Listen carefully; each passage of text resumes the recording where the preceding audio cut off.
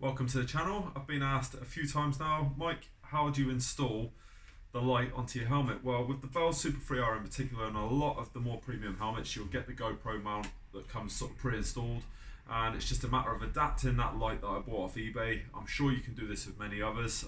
Don't take my absolute word for it, but it certainly helps out, keeps the cost down. So I'm going to show you how I adapted it to fit on here, and hopefully that will help you out, so stay tuned.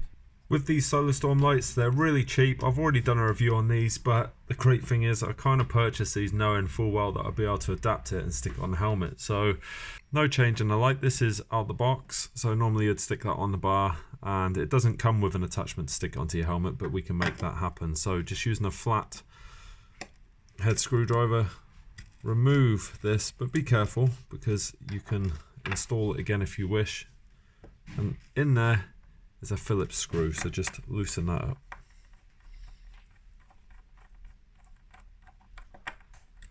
And once you've loosened it, just remove it. Now there's nothing neat about this box whatsoever, but what I highly recommend is, because I've had several GoPros throughout the years for all the different activities I've ever done in my life, I've just got a collection of bits, but you can go on to Amazon, eBay, just the internet in general, and pick up one of these boxes that come with an assortment of bits and pieces to attach it to whatever you might need.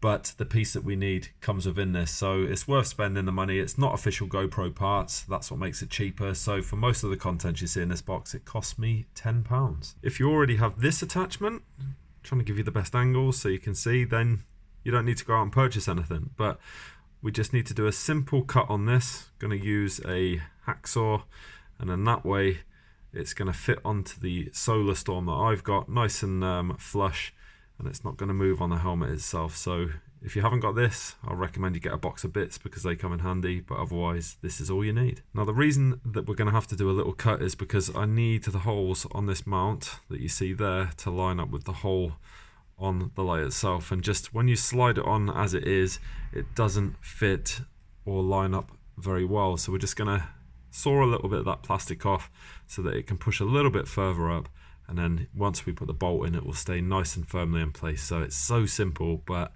a lot of the time, unless you're shown, it doesn't seem an obvious thing to do. Next, it's time to remove the bolt, and that way you're going to be able to fit it to the helmet properly. So just a set of pliers and they pop out. So nice and simple. This is a very helpful tip. You don't want to go cutting anything yet, because you want to make sure that you can put the mount on properly and that you cut the right side. So what I mean is, you've got your bolt here, and you'll normally put your bolt through here to attach it all together. So what you don't want to do is the cut on the top end here, and then all of a sudden you can't even drop the mount in. So make sure you put it in first, that way you know it's correct. And I need to cut on the top here. Alright, and what I mean by all this is, if I did it the other way around, I wouldn't be able to get the screw in, so it's not going to line up, nothing's going to work, and then you've wasted a mounting piece. So make sure you fit it first, and that way you're not going to disappoint yourself if you get it wrong. So what I'm going to do now is the actual cutting, so just using a hacksaw blade, no more than that. I use it on its own because it's just easier than the whole saw piece together, and you can use the plastic on there to kind of line yourself up so that you're going to go nice and straight. Now I know where I need to cut already, so just make sure sort of measure twice, cut once is the general rule of thumb, but you don't have to go too far. So you'll just go down this way, and then you'll cut on top to remove that top piece of plastic, and it should drop away and leave you that extra space that you need to secure it to the solar light. So I'm going to get to it. I've made a start. It's actually the other side, but I just wanted to show you on this clean edge. So you can see what I've done there. I'm just going to finish it off.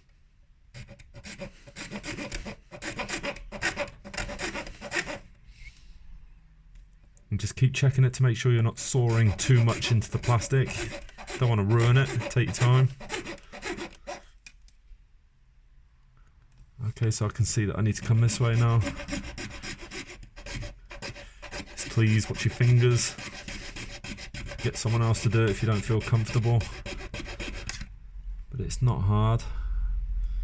Trust me on that, and just notice I'm checking just to make sure it's all lining up, not making a hash of it. If you do get it wrong, it's fairly cheap to replace, so don't worry too much. But you can see the plastic falls away, and I've cut out the extra piece that I need.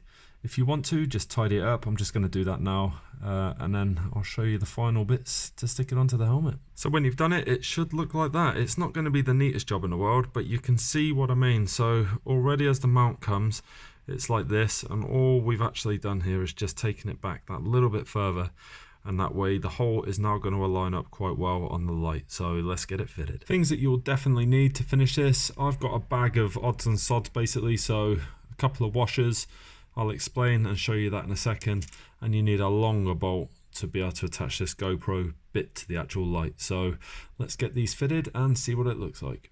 So with those two washers that you've decided will fit in, try and get as good a match as you can, because the reason we put these in is because when you tighten a screw up, you don't want this section of plastic squeezing together that it snaps the joints here. So having that in place, you can have it as tight as you want. It's not going to go anywhere. The reason we have the longer screw is so that you can attach what you've just done, and it's going to hold it securely in place. So line it up. If you've done it right, it should be perfect. Just got that initial thread going, and then use the screwdriver, and you can do it as tight as you wish. I tend to have it quite tight because it takes a bit of a beating when I'm out on the trails.